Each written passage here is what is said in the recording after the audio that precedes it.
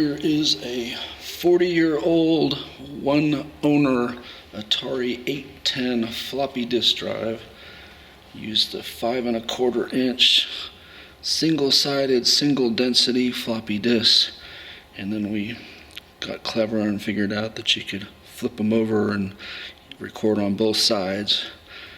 But you have to understand, back then it was kind of a big deal price-wise and everything.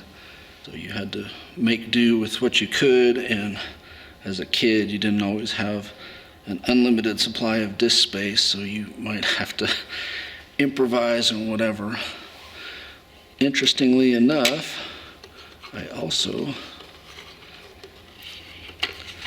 this is the original piece of cardboard that came with it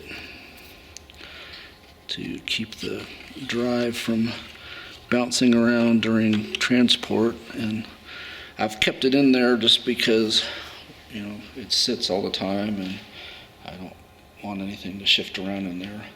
Plus it's kind of neat to have stuff that originally came with it. So pretty low tech. You have an on-off switch, a power light when the power's on, and another light for when the disk was actually spinning or reading. And turning to the back, ignore the tape. The police told me to put my name and driver's license on everything way back when, and so that information is still on there, so it's covered up. But turning to the back, you see, as I was mentioning, there's 2 ports here, so you could plug one of these into the computer and then the next device into one of these, and it didn't matter which one you used. These are both input-output, so whichever way you wanted to go with it.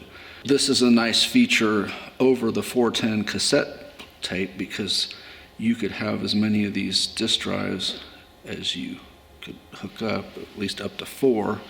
As you see, you could identify them as 1, 2, 3, or 4, and daisy chain them if you needed that much disk capacity. Unlike modern computers with hard drives and SSDs, computers back then didn't have a hard drive, so you had to basically utilize floppy drive space, and I want to say maybe it was 768K that you could store on a floppy disk.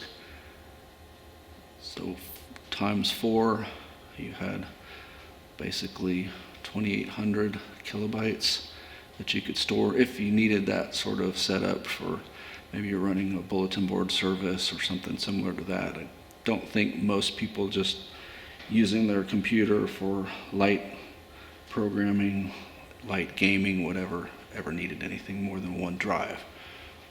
And the tops and bottoms had places for them to be stacked. The feet would line up. So again, if you had up to 4 of them, you could just stack them on top of each other and they wouldn't move. This was really game-changing technology at the time. Like I said, this was probably purchased new in 82, 83, the latest 84. And this took you from, prior to owning something like this, you had to either type in a program line by line and then start over when you turned off the computer, or use a cassette such as the 410 and play the cassette for 5, 10, 15, 20, maybe even 30 minutes loading a software. And of course they sold cartridges, but obviously the big disadvantage with cartridges is it's fixed, it's ROM, read-only memory. So if an update needed to come out or whatever, there was no changing it. You had to go buy a new cartridge. Of course, back then, it seems like software was released and that was it. It doesn't seem like they made updates, or if they did, it wasn't really a publicized thing. You didn't know that maybe there was a newer version of the cartridge that you had, that sort of thing. At least I was never aware. There's literally no telling how many hundreds or thousands of hours this thing was spinning from the early 80s to the early 90s. I mean, I was literally using this for everything: schoolwork, fun, games, programming, you name it.